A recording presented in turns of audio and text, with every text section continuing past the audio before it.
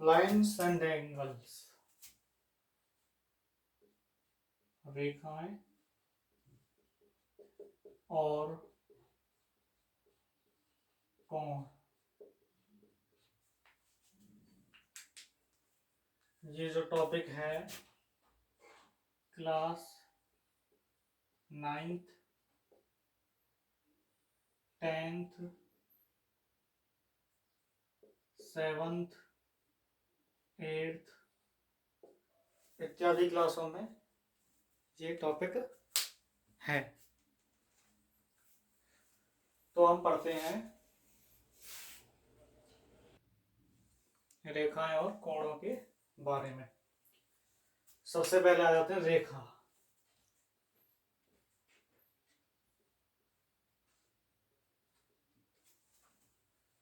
रेखा क्या है? एक ऐसी रेखा कह लो या लाइन कह लो,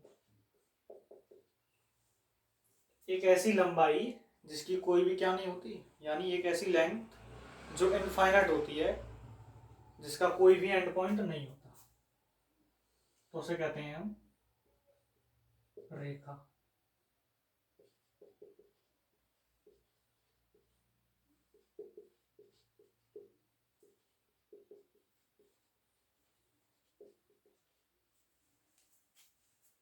और कोई भी क्या नहीं होता, कोई भी एंड पॉइंट नहीं होता। ये तो हो गई रेखा के बारे में सामान्य सी जानकारी। तो हम सबसे पहले हमको पढ़ना है लाइन और एंगल्स के बारे में, लाइन और रेखा और कोण के बारे में। तो हम देखेंगे कोण के बारे में। अगर हम देखें तो आपको पता है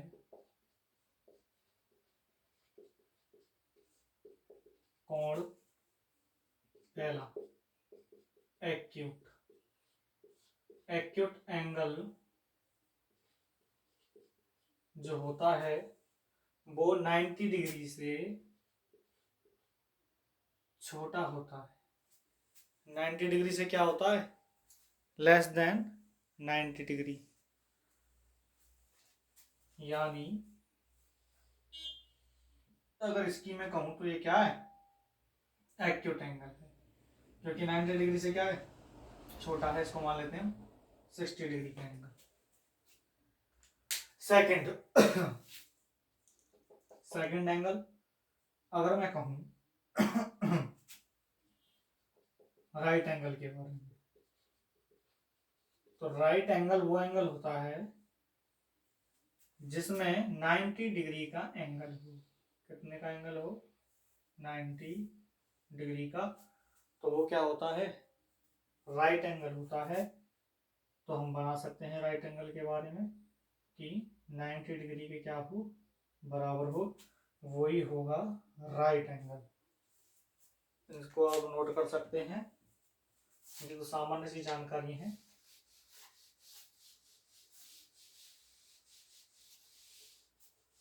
तीसरे एंगल पर आते हैं, ऑब्ट्यूज एंगल। तीसरा angle obtuse angle. Obtuse angle जो होता है, मानकर चलो ये ओ को मैं ऑब्ट्यूज एंगल मानूंगा, तो ये होगा 90 डिग्री से बड़ा और 180 डिग्री से छोटा एंगल ही ऑब्ट्यूज एंगल कहलाता है। तो हम एक तरीके से कर सकते हैं कि ये क्या है? ऑब्ट्यूज एंगल है, या फिर ये क्या है? ऑब्ट्यूज एंगल है। तो हम इसको क्या कह सकते हैं? ये ऑब्ट्यूज एंगल है, 180 डिग्री से छोटा और 90 डिग्री से बड़ा। ये ओ है, ये क्या है? ये ओ, ऑब्ट्यूज एंगल।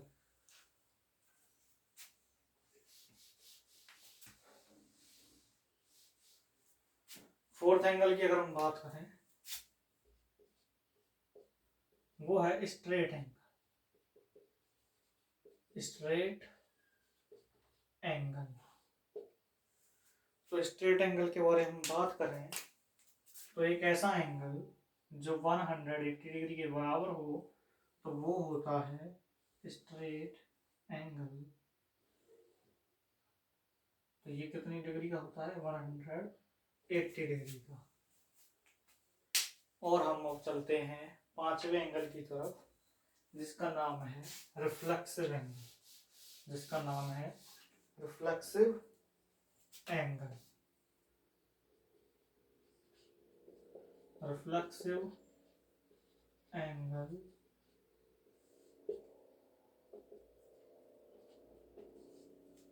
तो रिफ्लेक्सिव एंगल का मतलब है, मानकर चलो ये एक्यूट एंगल है चाहे ऑब्ट्यूज एंगल है, तो ये वाला जो एंगल होता है इसे ही कहते हैं रिफ्लेक्सिव एंगल। यदि R से मैं रिफ्लेक्सिव एंगल को डिनोट करूं तो ये होगा 180 डिग्री से अधिक और 360 डिग्री से कम। तो आपके यहाँ पर एंगल होते हैं खत्म। 0 डिग्री वाला एंगल यानी जीरो का एंगल जो हो वो 0 डिग्री का एंगल होता है। तो यहाँ पर आपके ये जो एंगल हैं वो खत्म होते हैं। इसको मैं मिटाता हूँ।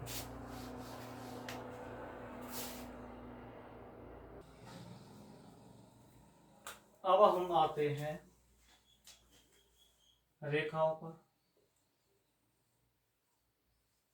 सबसे पहले हम बात कर लेते हैं कॉम्प्लीमेंट्री एंड सप्लीमेंट्री एंगल।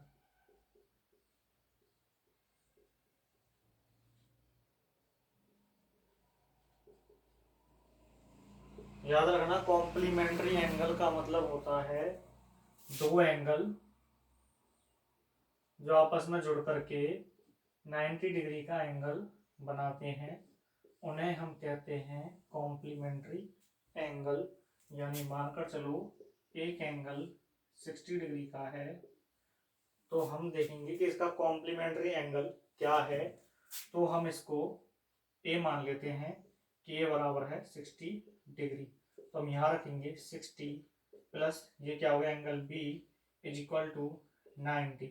तो angle B is equal to 90 minus 60 is equal to 30 degree. तो angle V is equal to 30 degree यानी एंगल A का कॉम्प्लीमेंट्री एंगल B क्या होता है 30 डिग्री। तो दो एंगलों का योग ही क्या होता है कॉम्प्लीमेंट्री एंगल। तो इसका ये कॉम्प्लीमेंट है और इसका ये कॉम्प्लीमेंट है, ये दोनों आपस में क्या है एक दूसरे के कॉम्प्लीमेंट्री एंगल। अब हम चलते हैं सप्लीमेंट्री एंगल की तरफ।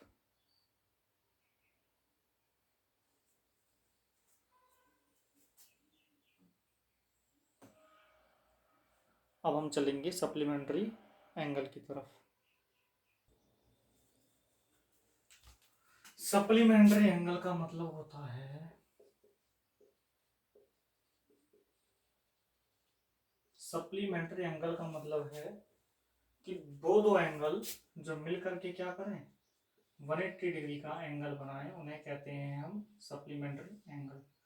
एंगल ए बी का सप्लीमेंट्री है और एंगल बी एंगल ए का सप्लीमेंट्री है। मानकर चलो मैं कहता हूं कि कोई एंगल है, थोड़ा चलो छोटा लेने तो मदद करो। कोई एंगल है 70 डिग्री का, जो क्या है 70 डिग्री का एंगल है, तो इसका सप्लीमेंट्री एंगल क्या होगा। तो मान लेते हैं कि एंगल ए यानी कि ए इज इक्वल टू है 70 डिग्री। तो हम यहां रख देंगे इसका 70 plus angle B is equal to 180। तो angle B is equal to 180 minus 70 तो इज इक्वल टू 110 डिग्री। तो एंगल बी का जो मान हो गया वो हो गया 110। तो यहाँ पर एंगल बी का मान हो गया 110 यानी कि एंगल ए का जो सप्लीमेंट्री एंगल है यानी कि 70 डिग्री का जो सप्लीमेंट्री एंगल है वो क्या हो गया 110। तो इस प्रकार से आप आसानी से जो क्लास 7th है उसमें आप आसानी से इस प्रकार के क्वेश्चनों को कर सकते हैं कॉम्प्लीमेंट्री एंड सप्लीमेंट्री। तो हम आगे चलते हैं, हम लाइंस की तरफ चलते हैं। पहले तो आपको लाइन से समझा दूं। देखो तो सिंपल सी बात है, कर्व लाइन होती है इंटरसेक्टिंग लाइन होती है। तो सबसे पहले हम इंटरसेक्टिंग लाइन की तरफ चलते हैं, तब देखते हैं कि उसमें किस प्रकार के एंगल हैं। लाइन्स एंड एंगल जो हैं इनका क्या संबंध है आपस में। चलो उसी के ऊपर चलते हैं। तो सबसे पहले चलते हैं हम इंटरसेक्टिंग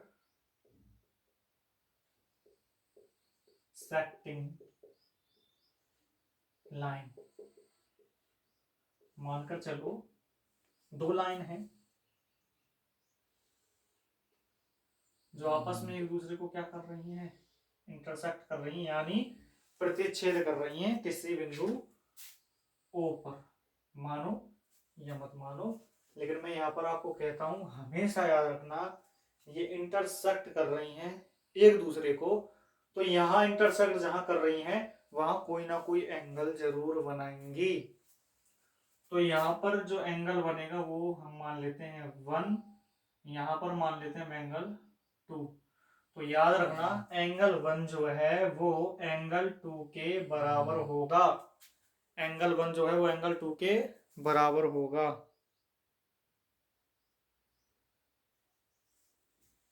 एंगल 1 एंगल 2 के बराबर क्यों होगा? क्योंकि ये होता है वर्टिकली अपोजिट एंगल। तो हमेशा याद रखना, जब भी दो लाइन एक दूसरे को किसी बिंदु पर काटेंगी, किसी पॉइंट पर काटेंगी एक दूसरे को, तो वो वर्टिकली अपोजिट एंगल बनाती हैं। इसी प्रकार से हम इसको मान लें 3 और इसको मान लें हम एंगल 4, तो यहाँ पर भी angle 3 is equal to angle 4 होगा, क्योंकि ये भी क्या है, वर्टिकली अपोजिट एंगल, जिसको हम हिंदी में कहते हैं शीर्षा मुख कोण। तो कोई भी रेखा जो एक दूसरे को प्रतिच्छेद करती है किसी बिंदु पर, दो रेखाएं, तो वो कहलाती हैं प्रतिच्छेदी रेखाएं, और वो पॉइंट कहलाता है प्रतिच्छेदी बिंदु या इंटरसेक्टिंग पॉइंट, और उसी पॉइंट पर बनने वाला एंगल कहलाता है वर्टिकली अपोजिट एंगल या शीर्षा विमुख कोण, क्योंकि एक दूसरे के क्या है, विमुख हैं।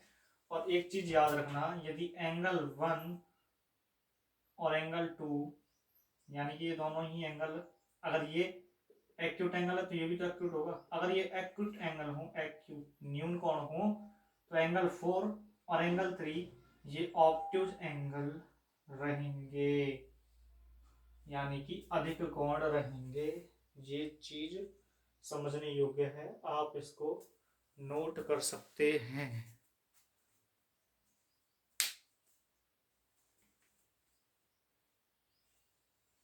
ठीक है, ये यहाँ से हमारा जो चालू होता है महत्वपूर्ण चालू होता है। ठीक है, तो इसको मैं मिटा देता हूं। अब हम चलते हैं पैरेलल लाइंस की तरफ। पैरेलल लाइंस की तरफ, पैरेलल लाइंस वो लाइन होती हैं जो एक दूसरे को कितनी भी आगे तक ले जाओ, वो क्या नहीं करती, एक दूसरे को काटती नहीं है, इंटरसेक्ट नहीं करती। सही लिखिए पैरेलल की स्पेलिंग, चले कोई दिक्कत नहीं, समझ में आना चाहिए। तो ये क्या है, एल है, और ये क्या है, एम है। तो एल और एम ये एक दूसरे के क्या है, पैरेलल है। पैरेलल का साइन है ये, एल पैरेलल एम। अगर मैं इसको इंटरसेक्ट कर दूं किसी भी रेखा से, किसी भी लाइन से इसको इंटरसेक्ट कर दूं, तो एक चीज हमेशा याद रखना, ये एंगल और ये एंगल, एंगल 1 और एंगल 2, ये उसी स्थिति में जब एल पैरेलल हो एम के, और कोई लाइन दूसरी कोई लाइन मान के चलो एन, ये क्या कर दे, इन दोनों पैरेलल लाइन को इंटरसेक्ट कर दे, तो angle 1 is equal to angle 2 होता है, क्योंकि ये जो एंगल कहलाता है वो कहलाता है को इंटीरियर एंगल। हिंदी में इसको कहते हैं संगत कोण। ठीक है, इसी प्रकार से ये एंगल इस एंगल के बराबर होगा, 3 मान लें, इसको 4 मान लें, तो angle 3 is equal to angle 4, तो ये भी क्या है, को इंटीरियर एंगल।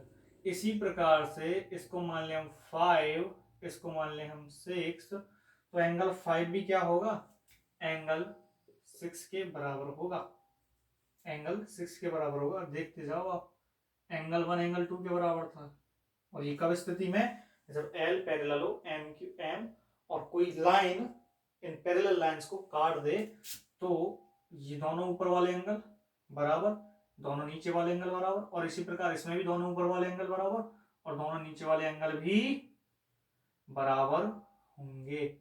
इसको मान लेते हैं 7, इसको मान लेते हैं 8। तो angle 7 is equal to angle 8, और ये भी क्या है, को इंटीरियर एंगल।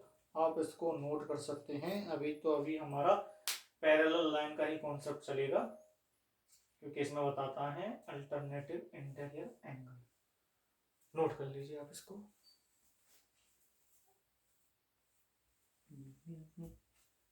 ठीक है, मैं इसको मिटा देता हूं।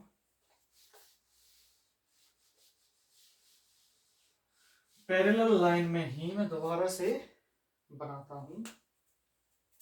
ये मैंने पैरेलल लाइन बना दी। इसमें अब देखो, अब हम बहुत सी चीजें सीख चुके हैं।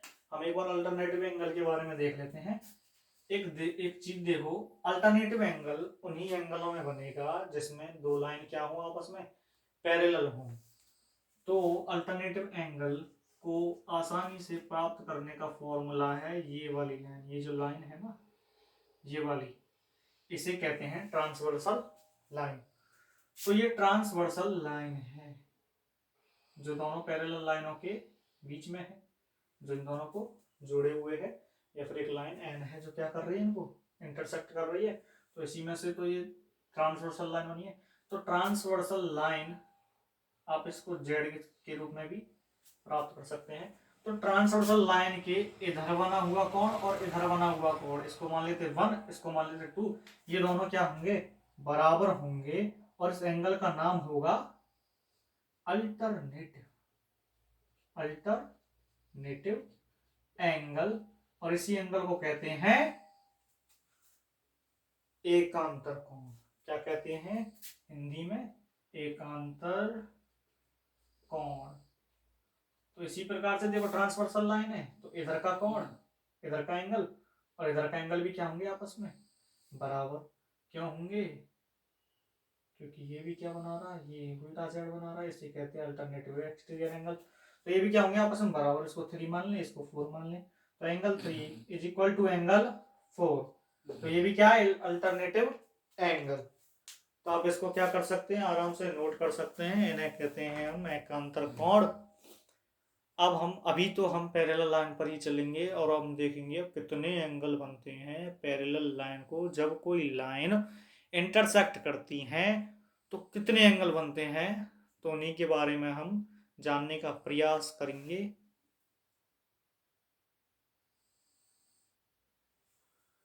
दोबारा से आते हैं हम पैरेलल लाइन पर। ये है L, ये है M।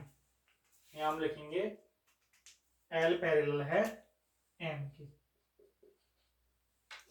ठीक है, हमने यहां से ये लाइन इंटरसेक्ट करा दी, ये हुई N। तो ये वाला एंगल इस वाले एंगल के बराबर होगा। क्यों होगा, क्योंकि ये है वर्टिकली अपोजिट एंगल, जिसे कहते हैं हम शीर्षाभिमुख कोण। इसको मान लेते हैं A, इसको मान लेते हैं B। और ये वाला एंगल इस वाले एंगल के बराबर होगा। इसको मान लेते हैं C, इसको मान लेते हैं D। ठीक, तो हम लिख देंगे A बराबर B, C बराबर D। क्यों, अल्टरनेटिव इंटीरियर नहीं, अल्टरनेटिव नहीं, वर्टिकली अपोजिट एंगल। और ये वाला एंगल इस वाले एंगल के बराबर था ना, तो ये भी क्या हो गया, एंगल है। ये वाला एंगल इस वाले एंगल के बराबर, तो ये भी क्या हो गया, एंगल सी आपको हो गया। क्यों, ये इसलिए क्योंकि ये क्या है, को इंटीरियर एंगल। एक ही लाइन पर क्या है, ये संगत कोण है। तो ये भी क्या हो गया इसके बराबर। तो यहाँ सी है तो ये भी सी हो गया। अब ये सी कैसे हो गया, ये इसलिए सी हो गया क्योंकि एक तो वर्टिकली अपोजिट एंगल यानी शीर्षाभिमुख कोण, और दूसरा एंगल डी के बराबर क्या होगा, एंगल सी बराबर होगा। या फिर इसको एंगल डी भी कह सकते हैं, या फिर क्या कह सकते हैं, सी भी कह सकते हैं। और इसी प्रकार से ये क्या हुआ, एंगल बी, और इसको क्या कह सकते हैं, एंगल ए बी कह सकते हैं, इसको भी एंगल बी भी कह सकते हैं। मतलब क्योंकि ए बराबर है बी के और सी बराबर है डी के, ठीक है, और डी बराबर है सी के, तो इसको डी भी कह सकते हैं, सी भी कह सकते हैं। क्यों बराबर है, क्योंकि अल्टरनेटिव इंटीरियर एंगल है ये, एंगल बी बराबर है ये इसके, क्योंकि ये भी अल्टरनेटिव एंगल है। तो इस प्रकार से अनेकों एंगलों का निर्माण हो जाता है एक ही लाइन के, एक ही पैरेलल के अंदर, जब हम इसको इंटरसेक्ट कराते हैं किसी अन्य लाइन से।